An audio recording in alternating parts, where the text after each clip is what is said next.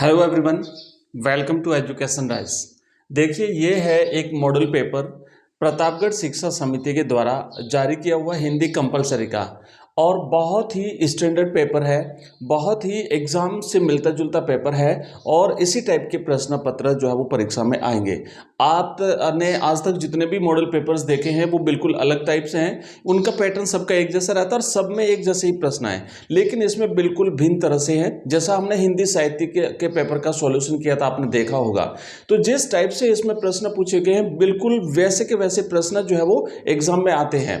तो आज हम इसका कंप्लीटली सॉल्यूशन करने वाले हैं, और ध्यान से देखना, हिंदी अनिवार्य का है और बाकी के जो हमारे पेपर है उसका भी अपन सॉल्यूशन करेंगे। ठीक है, तो ये जो पेपर है अच्छा, इसमें जैसे इस तरीके से जो पेपर आएगा ना, उसमें खंड वाइज पेपर दिया होता है। तो आप जो पेपर अटेंड करो वो कोई भी खंड कर सकते हो, और खंड अगर नहीं भी लिखो तो आप क्वेश्चन नंबर से उसको सॉल्व कर लेना।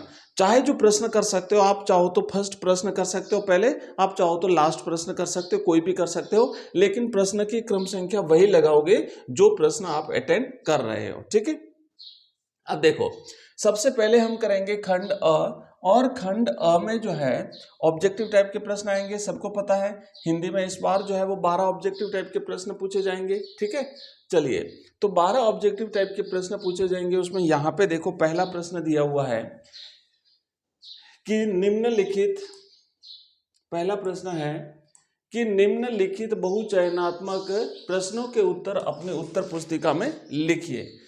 पहला प्रश्न देखो, बात सीधी थी पर कविता किस काव्य संग्रह से ली गई है? तो इनकी दो कविता है, उसमें से ये जो कविता है बात सीधी थी पर, एक तो है कविता के बहाने, कवि कुंवर नारायण साहब की कविता, और दूसरी है बात सीधी थी पर। तो ये जो कविता है ना, बात सीधी थी पर कोई दूसरा नहीं, काव्य संग्रह से ली गई है। इनकी दूसरी जो कविता है कविता के बहाने, वो कविता इन दिनों, कविता के बहाने इन दिनों काव्य संग्रह से ली गई है। और बात सीधी थी पर कोई दूसरा नहीं, अब देखो कंफ्यूज हो जाओगे क्योंकि बहुत सारी कविता हैं, बहुत सारे काव्य संग्रह हैं, किसको किसके साथ जोड़ना है। तो आप ऐसे करिए कि बात सीधी थी पर पर पर अब कोई दूसरा नहीं, इस तरीके से आप इसे जोड़िए। बात सीधी थी पर अब कोई दूसरा नहीं, और इनकी वो जो है वो दूसरी वाली कविता को भी इन दिनों से जोड़ दीजिए, कविता के बहाने, इन दिनों कविता के बहाने। अगला क्वेश्चन देखो, नेक्स्ट है दूसरा प्रश्न कि किसका जादू टूटने पर सूर्योदय होता है? ऊषा कविता जो है, ऊषा कविता में से लिया गया ये प्रश्न है। आपको याद होगा कि जब सूर्योदय होता है तो ये जादू टूट जाता है।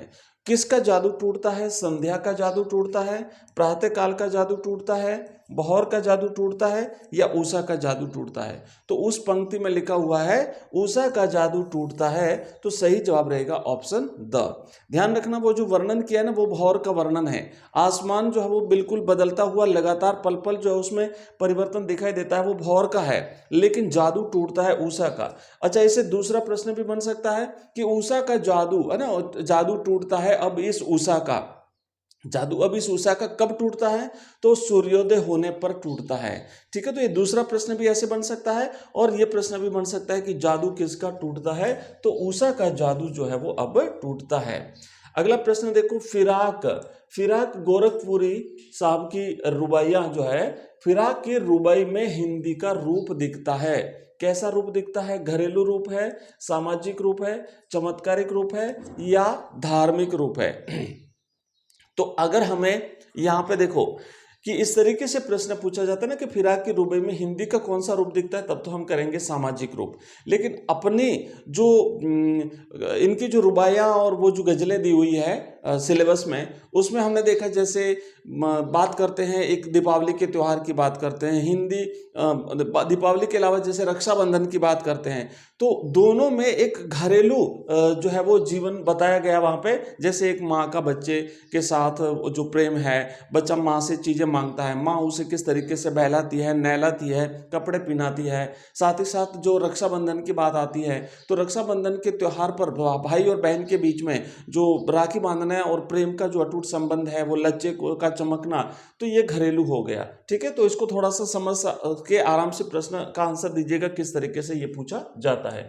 अगला क्वेश्चन देखिए, बाजार दर्शन पाठ की विधा, बाजार दर्शन पाठ की विधा कौन सी है? मतलब हिंदी में किस विधा में जाता है ये पाठ? बाजार दर्शन जैनेन्द्र कुमार का ये एक निबंध है। तो यहाँ पे क्या लिखा है? संस्मरण है, रेखा चित्र है, निबंध है या उपन्यास है? तो भाई उपन्यास भी नहीं है, रेखा चित्र भी नहीं है, संस्मरण भी नहीं है, ये निबंध की श्रेणी में जाता है। तो सही जवाब है ऑप्शन स।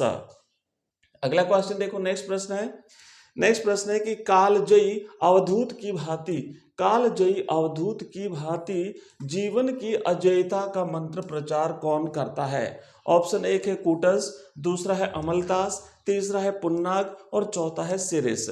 तो भाई हजारी प्रसाद द्विवेदी साहब का ये जो पाठ है जिसमें इन्होंने सिरिस के फूल के बारे में बताया है। तो सिरिस का जो पेड़ है ये कालजयी अवधूत, कालजयी का मतलब होता है कि समय की पाबंदियां उसे रोक नहीं सकती, हाँ, हजारों लाखों वर्षों तक। अवधूत का मतलब होता है सन्यासी।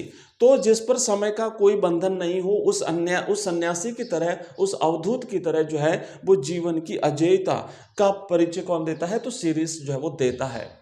नेक्स्ट क्वेश्चन देखो, अगला है कि भक्तिन ने महादेवी को बना दिया था। तो भक्तिन ने महादेवी को क्या बना दिया भाई? शहरी बना दिया, देहाती बना दिया, असभ्य बना दिया या परित्यागी बना दिया? तो भक्तिन क्या करती थी कि जो कुछ भी वो जो लेके आई थी, सीख के आई थी, वो महादेवी को खिला देती थी। मतलब जैसे भोजन बनाया है तो महादेवी को वो अपने हिसाब से खिला देती थी। महादेवी मना करती तब भी वो नहीं मानती थी और खुद जो है वो बिल्कुल भी नहीं बदली। मतलब शहर का रसगुल्ला उसने कभी अपने मुंह में नहीं डाला, लेकिन माँ देवी को पूरा ग्रामीण जीवन उसने सिखा दिया था। तो माँ देवी को और अधिक देहाती बना दिया था, है ना। देहाती का मतलब होता है ग्रामीण जीवन शैली अपनाने पर मजबूर कर दिया था। अगला क्वेश्चन देखो, नेक्स्ट प्रश्न है कि भाषा की मौखिक ध्वनियों को व्यक्त करने के वर्तनी चिन्ह जो होते हैं वो क्या कहलाते हैं? वो लिखित भाषा कहलाती है, वो लेख चिन्ह कहलाते हैं, वो लिपि कहलाती है या फिर वो व्यक्त वाणी कहलाती है।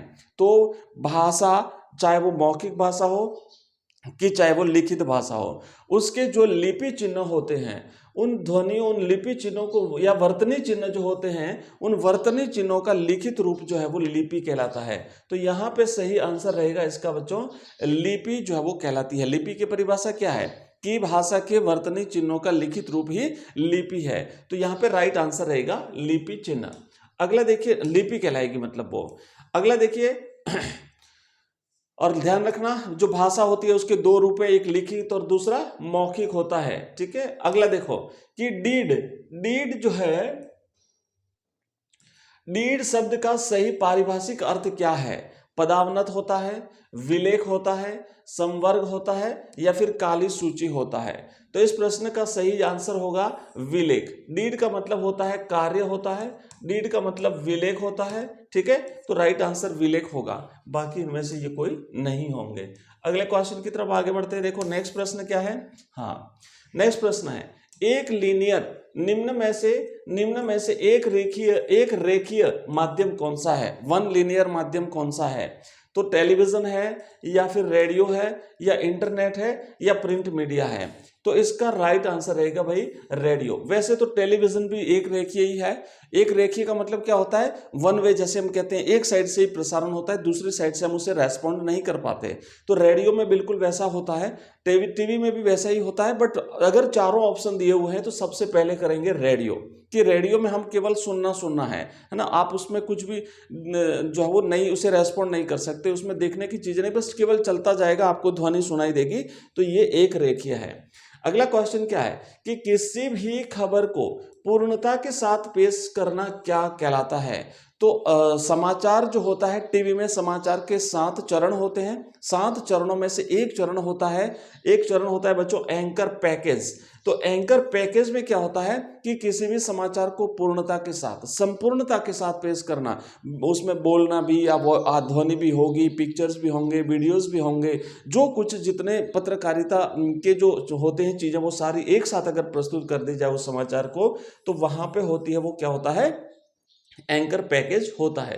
बाकी ये सारी चीजें हम देख चुके हैं। जैसे ड्राई एंकर क्या होता है, तो ड्राई एंकर में केवल सूचना दी जाती है, फोटो पिक्चर नहीं दिखाई जाती है। एंकर बाइट का मतलब क्या होता है कि जो प्रत्यक्षदर्शी होते हैं या जिनके साथ घटना हुई है, वो जो लोग होते हैं उनका कथन जो दिखाया जाता है वो एंकर बाइट कहलाता है। और एंकर विजुअल का मतलब होता है वहां से पिक्चर दिखाना, जो पिक्चर आई है वो दिखाना। तो ये सारी चीजें इस तरीके से होती है, ध्यान रखना। इसमें 7 चरण जो है वो टोटल होते हैं, और ये 7 चरण जो है ना, ये हम लोग जो है वो पढ़ चुके हैं। उसमें हमने जो हिंदी के इसके 3 क्लासें हमारी रही है, उसमें 2 तो जारी कर दी है, 1 बची आज शाम को मिल जाएगी। उसमें हम इन सारी चीजों को अच्छी तरह से पढ़ चुके हैं। चलिए नेक्स्ट प्रश्न है कि यशोधर बाबू किसके मानस पुत्र कहलाते थे? अपने पिता के, कृष्णानंद के, अपनी माँ के, या इनमें से कोई नहीं? तो आंसर देना है सही जवाब ऑप्शन कृष्णानंद पांडे। अगला क्वेश्चन देखो, अतीत में दबे पांव पाठ के लेखक कौन हैं? तो अतीत में दबे पांव पाठ के लेखक है बच्चों ओम थानवी, ऑप्शन इसका सही जवाब है स। ठीक है, आनंद यादव जूझ पाठ के लेखक हैं। अगला क्वेश्चन देखो, नेक्स्ट है अब है रिक्त स्थानों की पूर्ति करो। तो रिक्त स्थानों की पूर्ति वाले जो प्रश्न है इनको इस तरीके से एक एक करके देख लेते हैं। पहला है कि स्थायी भाषा का अन्य नाम ही। तो भाषा देखो कि भाषा 2 प्रकार की होती है, एक होती है लिखित भाषा। भाई भाषा जो है वो 2 प्रकार की होती है, एक है लिखित भाषा और दूसरा है मौखिक भाषा। ठीक है, ये हो गया लिखित भाषा और ये हो गया मौखिक भाषा। तो जो लिखित भाषा होती है ये स्थायी होती है, ये स्थायी होती है, और ये जो है वो अस्थायी होती है। तो अब देखो यहाँ पे क्या प्रश्न है कि स्थायी भाषा का अन्य रूप ही, तो अन्य रूप जो है वो क्या है? अन्य रूप है उसका लिखित भाषा। ठीक है भाई, लिखित भाषा। तो ये लिखित भाषा हो गया। अब देखो नेक्स्ट, अब कोई प्रश्न छूट जाए तो बता देना, क्योंकि उस दिन एक प्रश्न छूट गया था, यति क्या होता है हिंदी साहित्य में, अगर जिनका प्रश्न है तो यति में क्या होता है? देखो छंद जो होता है ना, छंद के जो विभिन्न अंग होते हैं, जैसे वर्ण, मात्रा, यति, गति और तुक आदि को ध्यान में रख करके जो है वो जिस काव्य की रचना की जाती है वो छंद कहलाता है। तो एक प्रश्न आया था यति किसे कहते हैं? तो किसी पंक्ति के बीच में जो हल्का ठहराव आता है, एक चरण के अंत में जो हल्का ठहराव आता है जहां पे कॉमा लगाते हैं वो यति कहलाती है। मतलब कितने कितने पर यति होती है। ठीक है, तो वो एक, उसे हम ठहराव कहेंगे, उसे हल्का विराम जो है वो कहेंगे। चलिए, तो ये हो गया लिखित। अब देखो नेक्स्ट प्रश्न पे आगे बढ़ते हैं। अगला प्रश्न क्या लिखा हुआ है कि पर्यवेक्षक शब्द का सही अंग्रेजी रूप लिखिए। तो यहाँ पे आपको लिखना है ऑब्जर्वर। ठीक है ना, ऑब्जर्वर। तो ये पर्यवेक्षक का हो गया ऑब्जर्वर। नेक्स्ट देखो, राजेश का पुत्र तो ऊंट हो गया है, वाक्य में शब्द शक्ति कौन सी है बच्चों? यहाँ पे है लक्षणा शब्द शक्ति। ओके, नेक्स्ट देखो राजेश का पुत्र तो ऊंट हो गया है, तो अब कोई व्यक्ति ऊंट कैसे हो सकता है? बन नहीं सकता। मतलब उसके लक्षण है, ऐसे हो सकता है उसका शारीरिक रंग रूप ऐसा हो, उसका और कोई उसमें लक्षण इस प्रकार के हो, तो लक्षणा शब्द शक्ति हो गया। और ध्यान रखना लक्षणा शब्द शक्ति के भी 2 रूप हैं। ठीक है, लक्षणा के भी 2 रूप हैं, तो इसको याद रखना। और देखो नेक्स्ट प्रश्न क्या है कि जहां व्यंजना शब्द पर आश्रित हो उसे क्या कहते हैं? तो व्यंजना जहां पे शब्द पर आश्रित हो वो शाब्दी व्यंजना कहलाती है। वो क्या कहलाता है भाई? वो शाब्दी व्यंजना कहलाती है। तो अब व्यंजना के भी 2 रूप हैं और लक्षणा के भी 2 रूप हैं। तो व्यंजना जो है ना, जैसे व्यंजना हो गया, तो व्यंजना के जो 2 रूप है वो है, एक तो शाब्दी व्यंजना और दूसरा है आर्थी व्यंजना। अर्थ पर अगर है तो आर्थी व्यंजना। इसी तरीके से शाब्दी व्यंजना और आर्थी व्यंजना आप इसे ध्यान रखिएगा। ठीक है, नेक्स्ट देखो अगला क्वेश्चन, मैं इसे मिटा देता हूं। अगला प्रश्न क्या है कि बिल विचार प्रविशन लग्यो नाग सुंड में व्याल। बिल विचार प्रविशन लग्यो नाग सुंड में व्याल, काली ईक समझकर उठा लियो तत्काल। अब हमने देखो अलंकार पढ़े थे, उसमें हमने एक अलंकार पढ़ा था, अभी मैं बाद में बताऊंगा, पर पहले आप ये बताइए, इसको समझ में आया तो बताइए कि इसका राइट आंसर क्या होगा। पहले मैं इसको अर्थ समझा देता हूं, फिर बताना कि इसका क्या होता है। कि बिल विचार प्रविशन लग्यो, एक नाग था, एक सांप था, काला सांप, और हाथी कहीं बैठा होगा तो वो हाथी की सूंड में घुसने लगा सांप, ये विचार करके कि शायद ये बिल है, बिल मतलब जहां चूहे घुसते ना बिल में, तो उसने हाथी की सूंड को बिल समझ लिया, और बिल समझ करके वो उस नाग जो है वो उस बिल में, उस हाथी की सूंड में घुसने लगा। अब जैसे ही हाथी की सूंड में घुसने लगा तो हाथी ने क्या किया, हाथी ने भी उसे काली ईख समझ लिया। हाथी को ईख प्यारी होती है ना भाई, ईख मैंने गन्ना जो होता है वो उसे पसंद है, तो हाथी ने सोचा भाई ये काला गन्ना होगा, तो हाथी ने भी उसे काला गन्ना समझ करके तत्काल उठा लिया। तो अब देखो कि नाग ने उसको बिल समझ लिया और हाथी ने उसको काली ईख समझ लिया, तो ये कौन सा अलंकार हुआ, तो यहां पे होता है भ्रांतिमान अलंकार। ओके, भ्रांतिमान अलंकार, भ्रांतिमान, तो राइट आंसर है कि भ्रांति हो गई दोनों को, तो ये भ्रांतिमान अलंकार हो गया। अगला प्रश्न देखो कि जहां एक ही शब्द के अनेक अर्थ प्रकट होते हो उसे क्या, उसे अलंकार कहा जाता है, उसे श्लेष अलंकार कहा जाता है। शब्द एक है लेकिन अर्थ उसके अनेक प्रकट हो रहे हैं, जैसे मतलब इसका शाब्दिक अर्थ ही होता है चिपका हुआ होना, एक ही शब्द में अनेक अर्थ चिपके हुए हैं, है ना। कि जो अपने पानी वाला जो उदाहरण है ना कि पानी गए न उबरे मोती मानस चुन, तो पानी शब्द एक बार आया है लेकिन उसके मोती के लिए, मनुष्य के लिए और चुन के लिए उसके अलग अलग अर्थ होते हैं, तो एक ही शब्द के अनेक अर्थ होते हैं, वहां पे श्लेष अलंकार होता है। अब देखो नेक्स्ट आगे बढ़ेंगे और यहां पे हम देखेंगे एक, हाँ हाँ, और एक अपठित गद्यांश है, इसको ध्यानपूर्वक पढ़ करके इसका अर्थ समझना है, तो मैं फटाफट से इसको पढ़ लेता हूं और फिर इसका अर्थ समझते हैं। लिखा है कि भिखारी की भांति गिड़गिड़ाना प्रेम की भाषा नहीं है। तो प्रेम के बारे में बताया गया है यहाँ पे कि प्रेम जो है वो मांग के नहीं लिया जाता, प्रेम मांगना प्रेम नहीं कहलाता, या प्रेम में किसी से कुछ मांगना भी प्रेम नहीं है। जहां तक मुक्ति के लिए भगवान की उपासना करना भी अधम उपासना में गिना जाता है।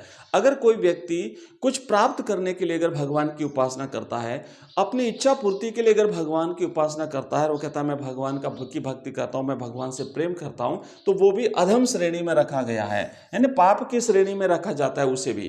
प्रेम कोई पुरस्कार नहीं चाहता, प्रेम में आतुरता नहीं होती, प्रेम सर्वथा प्रेम के लिए ही होता है, बस इसीलिए प्रेम किया जाता है कि वो प्रेम के बिना रह नहीं सकता। भक्त इसलिए प्रेम करता है कि बिना प्रेम किए वह रह नहीं सकता। जब हम किसी प्राकृतिक दृश्य को देख करके उस पर मुग्ध होते हैं, है ना, कोई सुंदर प्राकृतिक दृश्य अगर हमने देख लिया और हमें अगर अच्छा लगा, हम उस पर मुग्ध हो जाते हैं, तो आगे क्या लिखा है, जाते हैं तो उस दृश्य से हम किसी फल की याचना नहीं करते और न ही वह दृश्य ही हमसे कुछ चाहता है, तो वो दृश्य हमसे कभी नहीं चाहता और हम उस प्राकृतिक सौंदर्य को देख करके उससे कुछ चाहते नहीं है, बस आनंदित होते हैं, बस खुश होते हैं। तो यहां पे देखो कि तो वह भी दृश्य हमें बड़ा आनंद देता है, हाँ, वह हमारे मन को पुलकित और शांत कर देता है। पुलकित मतलब खुश कर देता है, शांत कर देता है। किसी प्राकृतिक दृश्य को देख करके कितनी शांति महसूस होती है और हमें साधारण सांसारिकता से ऊपर उठाकर एक स्वर्गीय आनंद से सराबोर कर देता है। इसलिए प्रेम के बदले कुछ मांगना प्रेम का अपमान है। तो प्रेम में अगर किसी से कुछ मांगा तो वो तो प्रेम का क्या हो गया, अपमान हो गया। प्रेम करना नंगी तलवार की धार पर चलने जैसा है। कितना कठिन है, क्योंकि उस पर हर कोई चल नहीं सकता, बहुत कठिन रास्ता होता है। क्योंकि स्वार्थ के लिए, दिखाने के लिए तो सभी प्रेम करते हैं, परंतु उसे निभाते नहीं हैं। वे पाना चाहते हैं लेकिन देना नहीं चाहते। वे वस्तुतः प्रेम शब्द को कलंकित करते हैं। तो प्रेम शब्द को कौन कलंकित करते हैं? ऐसे लोग जो प्रेम में लेना ही लेना जानते हैं, देना नहीं जानते, और वो केवल लेना चाहते हैं। मतलब क्या है कि वो अपने स्वार्थ की पूर्ति के लिए ही प्रेम करते हैं, एक्चुअल में वो प्रेम नहीं है। तो अब देखो इसके करते हैं उत्तर, प्रश्न उत्तर देख लेते हैं। पहला प्रश्न क्या है कि भगवान की कि मुक्ति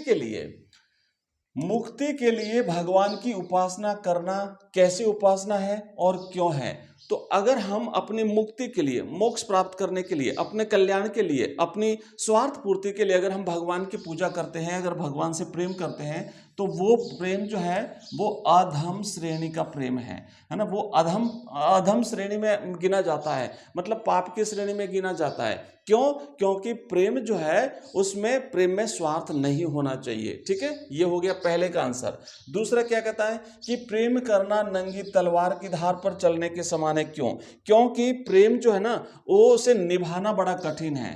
प्रेम निभाना निभाना प्रेम निभाना कठिन है, तो इसीलिए इसे नंगी तलवार की धार पर चलने के समान, बहुत जोखिम भरा, बहुत ही कठिन बताया गया है। क्योंकि लोग जो है ना केवल दिखाने के लिए या फिर स्वार्थ के लिए प्रेम करते हैं। जैसे भगवान के मंदिर में भी जाते हैं तो भगवान से कनेक्ट होने का तो कम प्रयास होता है और दिखाते ज़्यादा है कि मैं पूजा कर रहा हूँ, मैं भगवान की आराधना कर रहा हूँ, मैं भगवान से प्रेम करता हूँ। तो ये ऐसा दिखावा ज़्यादा होता है। अगला प्रश्न ये है कि प्रेम को कलंकित कौन करते हैं और क्यों करते हैं? तो ऐसे लोग प्रेम को कलंकित करते हैं जो स्वार्थी हैं, जो प्रेम में कुछ पाना चाहते हैं, देना नहीं चाहते। ध्यान से देखो यहाँ पे क्या लिखा है कि वस्तुतः प्रेम शब्द को कलंकित करते हैं कौन? प्रेम करना, यहाँ पे देखो कि हाँ, क्योंकि स्वार्थ के लिए दिखाने के लिए तो सभी प्रेम करते हैं, परंतु उसे निभाते नहीं हैं, वे केवल पाना चाहते हैं, देना नहीं चाहते। तो जो प्रेम में जो अपना स्वार्थ देखता है, प्रेम में जो कुछ पाना चाहता है, देना नहीं चाहता, वो ऐसे व्यक्ति जो है वो प्रेम को कलंकित करते हैं। अगला क्वेश्चन देखिए, नेक्स्ट प्रश्न है प्रेम की वास्तविक स्थिति कैसी होती है? प्रेम की वास्तविक स्थिति होती है भाई कि प्रेम इसलिए किया जाता है कि प्रेम किए बिना रहा नहीं जाता। बस प्रेम के लिए होता है, वही उसकी वास्तविक स्थिति है। अगला प्रश्न क्या है कि प्राकृतिक दृश्य पर मुग्ध होने पर हमारी स्थिति कैसी हो जाती है? लिखिए। तो किसी भी प्राकृतिक दृश्य को देख करके हम बहुत आनंदित होते हैं, हमें बहुत ही एक शांति मिलती है और बहुत ही सुकून मिलता है। अगला प्रश्न देखो क्या लिखा हुआ है कि उपर्युक्त गद्यांश के लिए एक उचित शीर्षक लिखिए। तो आप लिख सकते हैं प्रेम का आनंद, है ना, प्रेम का आनंद या सच्चा प्रेम,